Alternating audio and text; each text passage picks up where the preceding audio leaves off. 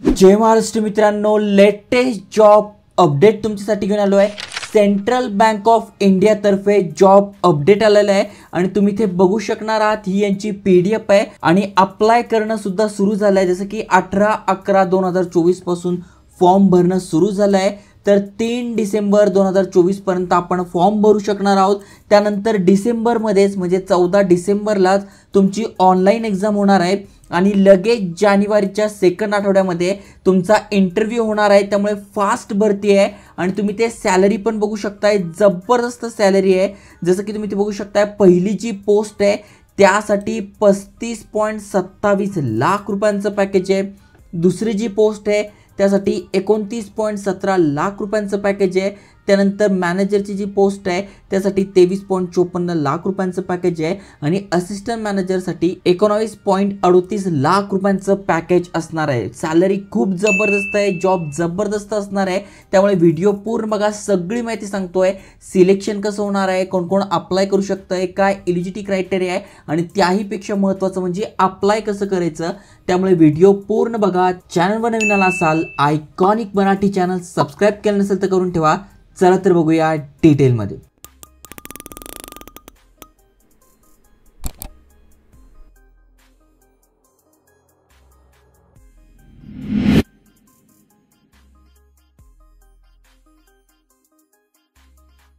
तर मित्रांनो, सेंट्रल बँकेबद्दल तुम्ही ऐकूनच असाल आणि यांच्याच तर्फे हे अपडेट आलेलं आहे।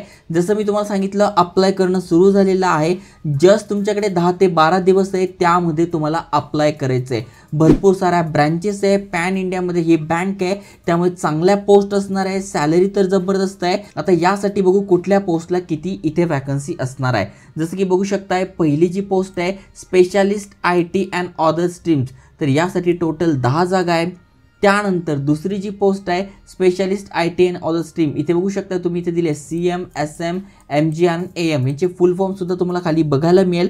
म्हणजे टोटल 253 जागांसाठी ही भरती होते आणि तुम्ही PWD कॅन्डिडेट आहात तर तुमच्यासाठी पण टोटल इथे 7 जागा असणार आहे। त्यानंतर तुम्ही इथे बघू शकताय पोस्टचं नाव, जॉब रोल काय असणार आहे, वॅकन्सी किती आहे ते पण तुम्हाला इथे दिसून जाणार आहे। जसं की बघा, पहिली जी पोस्ट आहे ती डेव्हलपर जावासाठी आहे। मग जावा डेव्हलपर झालं, मोबाईल डेव्हलपर झालं आणि UI UX डिझायनर आहे। मग यासाठी टोटल किती जागा आहे ते तुम्हाला इथे दिसून जाईल। त्यानंतर पुढची जी पोस्ट आहे ती पण डेव्हलपरची आहे, तुम्ही ते बघू शकताय। म्हणजे थोडक्यात जे तुमच्याकडे स्किल्स आहेत, जसं डेटा आणि एनालिटिक्सचं आहे किंवा तुम्ही डेव्हलपर आहात तर त्यानुसार तुम्ही इथे अप्लाय करू शकताय। आर्किटेक्ट तुमचं झालेलं आहे त्यानुसार इथे भरपूर साऱ्या वॅकन्सी आहे। टोटल 253 वॅकन्सी आहे। यानुसार तुम्ही जे पण तुमच्याकडे स्किल्स आहे त्यानुसार अप्लाय करू शकताय।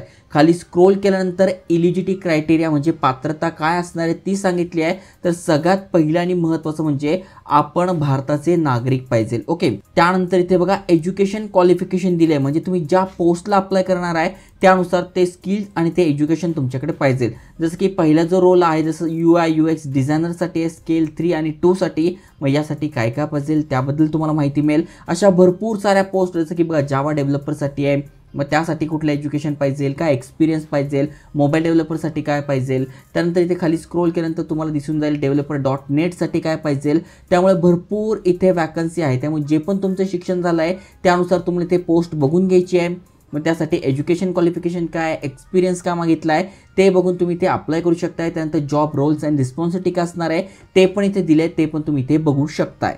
त्यानंतर वयाची अट तुम्ही बघू शकताय। SC ST मधून तुम्ही आहात तर 5 वर्षाची सूट दिलेली आहे। OBC मधून असाल तर 3 वर्षाची सूट दिली आहे। PWD कॅन्डिडेट आहात तर 10 वर्षाची सूट दिलेली आहे आणि तुमचं वय जे आहे ते 1/10/2024 रोजी कॅल्क्युलेट केलं जाणार आहे। आणि इथे बघा तुम्हाला एज सुद्धा दिसून जाईल, म्हणजे पहिली जी पोस्ट आहे त्यासाठी किती आहे, दुसऱ्यासाठी किती आहे, तिसऱ्यासाठी किती आहे आणि यासाठी किती एक्सपिरियन्स लागणार आहे ते पण दिलं आहे। कारण की या सगळ्या पोस्ट सिनियर लेवलच्या आहे, त्यामुळे इथे लाख रुपयांपेक्षा जास्त सॅलरी तुम्हाला महिन्याला मिळते आहे आणि स्किल पण तसंच आहे। त्यामुळे सांगतोय स्किल डेव्हलप करा, भरपूर सारे कोर्सेस देतोय आणि ते स्किल तुमच्याकडे असेल तर तुम्ही पण हाय सॅलरीवाला जॉब मिळू शकताय। त्यानंतर एक्झाम सेंटर्स कोणते आहेत तर बघा, महाराष्ट्रामध्ये मुंबई आहे, नवी मुंबई आहे आणि पुणे, या 3 ठिकाणी एक्झाम सेंटर्स तुमचे असणार आहे। त्यामुळे जेव्हा पण तुम्ही हा फॉर्म भरणार तर हे 3 पैकी तुम्हाला एखादं सेंटर जे तुमच्या जवळ असेल ते टाकून घ्यायचे। त्यानंतर खाली स्क्रोल केल्यानंतर इथे तुम्हाला एक्झाम फी असणार आहे, जी की 175 प्लस GST कोणासाठी आहे, SC ST आणि PWBD कॅन्डिडेटसाठी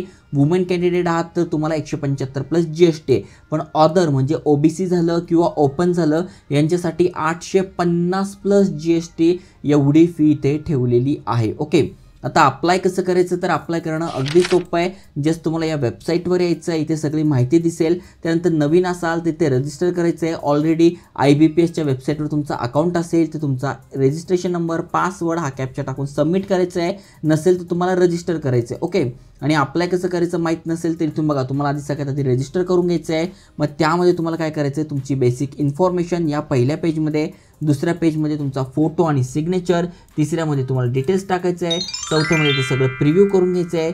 त्यानंतर तुम्हाला अपलोड करायचं आहे आणि पेमेंट करायचं आहे. तर अशा प्रकारे हे 6 पेजेस तुमच्या समोर येईल. हे 6 पेजेस भरून तुम्हाला फॉर्म भरून घ्यायचा आहे. सिनियर लेवलच्या पोस्ट आहे, सॅलरी चांगला आहे. त्यामुळे जे पण तुमच्या ओळखीमध्ये असेल ज्यांचं हे शिक्षण झालेलं आहे नक्की शेअर करा. आणि असे भरपूर सारे अपडेट आणतो. तुम्ही फ्रेशर जरी असाल तर तुम्ही ह्युमन राईटची ही इंटर्नशिप करू शकताय, मराठी भाषेत जॉब पाहिजे हे करू शकताय. त्यामुळे नक्की चॅनल सबस्क्राईब करा, शेअर करा. जय हिंद, जय महाराष्ट्र.